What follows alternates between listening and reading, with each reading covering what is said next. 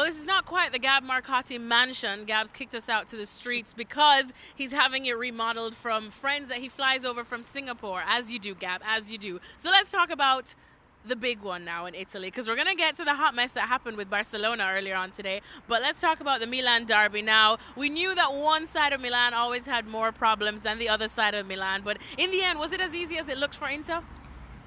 I mean, look, it's a derby, so it's always going to be nervy. And when you saw the mistake in the first half with Lautaro hitting the post, you thought, you can be stung. We've had this so many times in the past, not just Inter, but Milan too. One side dominates and then they screw up later. And they pay a price. But no, I think in the second half, I mean, Milan were so poor on this night. The best thing about Milan's night was that incredible, really impressive pre-match choreography, harkening back to St. Ambrose, and the snake of course being the symbol of Inter Milan. Lots of history there. This rivalry goes way back, but yeah, kind of from there it all really quickly went downhill.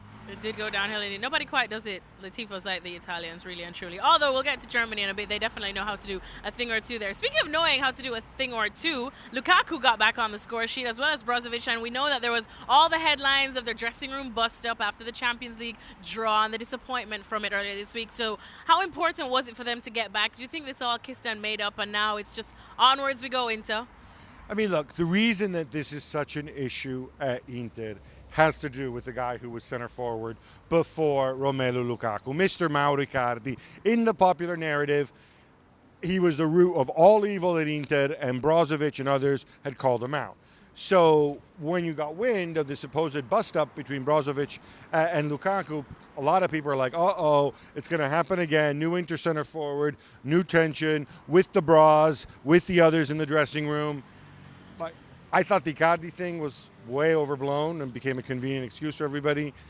This one here, it sounds like this was post-match players having a go at each other because they knew they performed badly, because they were disappointed. I can live with that. I mean, these guys are both professionals. The Bros has had his ups and downs in the past, but I think nobody can really attack his professionalism over the past year. Lukaku as well, been through a difficult period. They both want to win. They had to go at each other. It happens in most dressing rooms. Emotions run high. Footballers are very emotional people. Yeah, and I think if there was anything more than that, if certain boundaries, and so far the party line is that this wasn't the case, but if certain boundaries have been overstepped, we have yet to know about it. So we have to kind of assume that this is something that came, that went, that was motivated by the fact that these guys both want to win, and these guys are above all professionals, and I think they showed it against Milan. All right, with that said, before we move on, where do these two teams go now? How do Milan pick up the pieces and move on from here, or do you, as you kind of alluded to, expect that the downhill spiral might continue a little more so than they would like? Look, when you bring in a manager like Marco Giampaolo, he's a guy who does things his own way. He's somebody who's very creative. Insiders love him. But still chopping and changing, still doesn't know your best 11. I don't mind the not knowing your best 11. I want you to have an idea of how things want to play. They signed Benacer. Why Benacer is on the bench, especially for Biglia, is beyond me. Give him the keys to the team. He can do it. This Suso in the whole thing, I don't know. Some people love Suso, some people hate him. Whatever he is, I don't think he's a guy who belongs between the lines.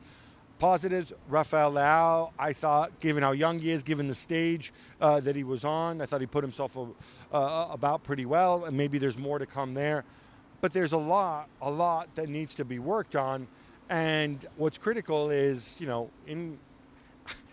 put your chips on the Giampaolo color, you got to stick with it now. You can't think about making a change. You got them the support you need, and then see where you are later on. Well, thank you very much for watching ESPN on YouTube. For more sports highlights and analysis, be sure to download the ESPN app. And for live streaming, premium content, and let's not forget as well, ESPN FC 7 days a week. Subscribe to ESPN Plus.